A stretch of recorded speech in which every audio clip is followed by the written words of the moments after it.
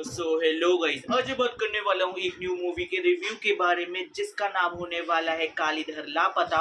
4 जुलाई 2025 को ये अपने Z5 में आई है और मैंने इसको आज ही देखा। मैंने इसके ट्रेलर पे भी बात करी थी और फिर उसके बाद मैंने ट्रेलर को देख के जितनी चीजें समझी थी, आई एम हैप्पी कि भाई साहब मैंने जितनी चीजें समझी, जो मुझे आइडिया लगा, मुझे धीरे धीरे ट्रेलर को अच्छे से रिव्यू करना आ चुका है क्योंकि अपनी मूवी भी 50, 60, 70% मेरे उसी रिव्यू के अराउंड में घूमती है। तो अगर मैं इसकी स्टार कास्ट के बारे में बात करूँ, इसके अंदर अपने होने वाले हैं अभिषेक बच्चन जो अपने कालीधर का रोल प्ले करते हैं, तुम इनको केडी भी कह सकते हो। फिर उसके बाद इसके अंदर होते हैं अपने दैविक जो बल्लू का रोल प्ले करता है, जो अपना 8 साल का ऑर्फन यानी अनाथ बच्चा होता है। देखो, अगर मैं इस मूवी के प्लॉट के बारे में बात करूँ तो इसके अंदर होने वाले कि जो अपना कालीधर यानी जो अभिषेक बच्चन होता है वो एक मिडिल एज आदमी होता है यानी 40-45 साल का।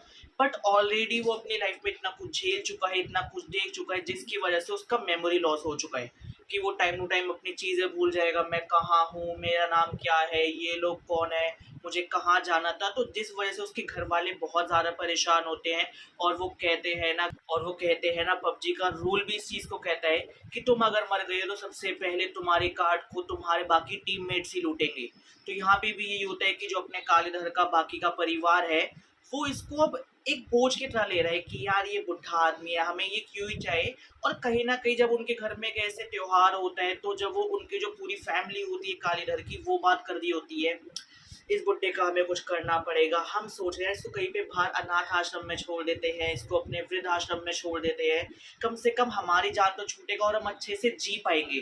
वरना अब ये हमारे लिए बोझ बन चुका। और इस चीज़ को जब अपना कालीधर सुनता है तो वो अंदर से इतना ज़्यादा टूट जाता है कि जिसके लिए मैंने सब कुछ किया, जिसके लिए मैं 1 से 100 कदम तक उनको लेके आया, अब जब 100 कदम पे मैं थक चुका हूँ तो वो कह रहे 101 कदम पे वो खुद जाएंगे और मुझे वो 100 से 1 पे फिर से फेंकने वाले हैं। और इस वजह से कालीधर अपने परिवार वाले तो उसे क्या ही निकालेंगे, वो खुद अपने परिवार को छोड़ के बाहर निकल जाता है। उसे कुछ नहीं पता मैं क्यों कर रहा हूँ, क्या कर रहा हूँ, और वापसी मैं पहुंच पाऊंगा भी नहीं पहुंच पाऊंगा क्योंकि मुझे कुछ याद ही नहीं है। तब अपने जिंदगी के सफर में सफर करते हुए इसको मिल जाता है बल्लू नाम का एक लड़का जो 8 साल का बच्चा होता है, जो अनाथ होता है।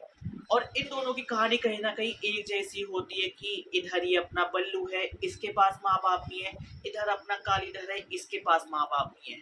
ये अपनी जिंदगी इसने औरों के लिए जी, जिसकी वजह से ये जीना भूल चुका है। ये ज़िंदगी जी ही नहीं पाया, इसने अभी अपनी ज़िंदगी स्टार्ट ही नहीं की, तो उसको यही नहीं पता कि ज़िंदगी जीना किसे कहते हैं। फिर उसके बाद जब वो कहते हैं ना, जब 2 टूटे दिल मिलते हैं तो वो जुड़ के एक साबुत दिल बनाते हैं। तो इसमें भी वो चीज़ होती है कि फिर उसके बाद जो अपना कालीधर करना चाहता था कि यार मुझे मेरी जवानी में ये करना था, ये करना था, मैंने कभी ये नहीं करा, वो नहीं करा। इस पे बल्लू उसकी हेल्प करता है। वो कहते हैं कि एक काम करो, आप इसको लिख लो, मिल के हम करते हैं। इसी बहाने मुझे पता लग जाएगा कि ज़िंदगी को जिया कैसे जाता है और इसी बहाने आपको पता लगेगा कि जो ज़िंदगी जीनी चाहिए थी वो आपने क्यों नहीं जी। तो जो इंसान बुढ़ा था, हँसता नहीं था, किसी से बोलता नहीं था, अपनी बकेट लिस्ट को एक-एक करके कंप्लीट करते हुए वो इंसान हँसने लग गया। वो मरा हुआ इंसान जो ज़िंदा था, बट वो ज़िंदा लाश था, वो फिर से जीने लग गया। और फिर उसके बाद मूवी ऐसे चलते-चलते ये मूवी ख़त्म हो जाती है और फिर उसके बाद इसके बीच में अपने निमृत कौर का भी एक स्पेशल अपीयरेंस होता है, जब वो मीरा बन के आती है और भाई वो भी कहीं न कहीं अच्छा होता है। और इस मूवी का जो क्लाइमैक्स है, जो एंड है, मुझे पर्सनली अच्छा लगा। मुझे बहुत ज़्यादा अच्छा लगा। मतलब उसका मेन रीज़न यही था कि तुमने कैरेक्टर इंट्रोड्यूस कर दिया, उसकी दिक्कतें इंट्रोड्यूस कर दी, अब वो दिक्कतों में जी रहा है। पर तुमने उसको इंट्रोड्यूस इस तरीके से किया है कि वो जी रहा है और हम उसको जीना चाहते नहीं हैं। हाँ, यही हो रहा है। और फिर जब मूवी खत्म होती है, अगर मैं मूवी के अदर एस्पेक्ट्स के बारे में बात करूँ, सबसे पहले आती है अपनी एक्टिंग। तो इसके बारे में तो यार मुझे बात करनी है कि यार अभिषेक बच्चन जब से अपना कोविड लगा है 2020 से, यानी अपने 5 साल में, अभिषेक बच्चन ने अब अपना वो चॉइस ऑफ स्क्रिप्ट बहुत ज़्यादा चेंज कर दिया है। मतलब जहाँ पे अपने कोविड के बाद से सारे एक्टर अपने और मास सिनेमा पे जा रहे हैं और तगड़े सिनेमा पे जा रहे हैं और बड़ी स्केल की मूवी और बड़ी स्केल की मूवी, वहाँ पे अभिषेक बच्चन जो अपनी धूम फ्रेंचाइजी जैसी बड़ी फिल्में कर रहा था, उनको छोड़ के अपनी और ज़्यादा ग्राउंडेड अपनी नेशनल मूवीज में आ गया है। एंड कहीं ना कहीं अब हम इनमें अपने अभिषेक बच्चन की एक्टिंग देख पा रहे हैं। लूडो आई थी, अभी बी हैप्पी आई थी, कालीधर आई है और इसके बीच में 3-4 मूवी अपने अभिषेक बच्चन की इसी टाइप की आई है जो इसी के आसपास घूम रही होती है। तो अभिषेक बच्चन अब खुद को बता रहा है कि भैया मैं अमिताभ बच्चन का बेटा क्यों हूँ। एक्टिंग मैं भी करवा सकता हूँ, वो तो मुझे आज तक उस टाइप की स्क्रिप्ट ही नहीं मिली। सो भाई इस बात के लिए जो तुम एक्सपेरिमेंट कर रहे हो बिग सैल्यूट है। फिर उसके बाद स्टोरी स्टोरी छोटी सी थी, सिंपल सी थी, इम्पैक्टफुल थी, अच्छी लगी। थोड़ा सा मुझे और इमोशनल फील करना था एंड में आते आते, वो थोड़ा मैंने कम फील किया, बट स्टिल उसके बाद भी मूवी बहुत ज़्यादा अच्छी है। बस ये था कि स्टार्ट यहाँ था, एंड थोड़ा यहाँ रह गया, बस 19-20 का।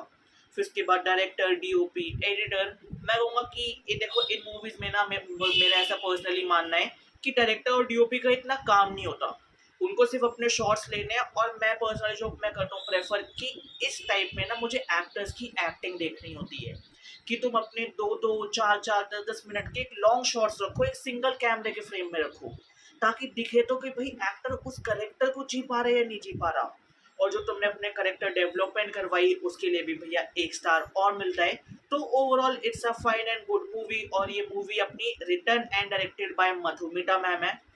एंड वो चीज़ मुझे कहीं ना कहीं दिखती भी है। देखो मुझे ऐसी मूवी अच्छी लगती है जो एक ही इंसान ने लिखी और एक ही इंसान ने डायरेक्ट की हो, क्योंकि जो इंसान ने लिखी है उसका विजन पहले से उसको लेके क्लियर था कि अब अगर मैं लिख रहा हूँ कि यहाँ पे हीरो छत से कूद जाएगा, तो हीरो कितनी छत से कूदेगा, क्या एक्सप्रेशन रखेगा, वो सारी चीज़ें बहुत अच्छे से दिखाई गई है इसमें।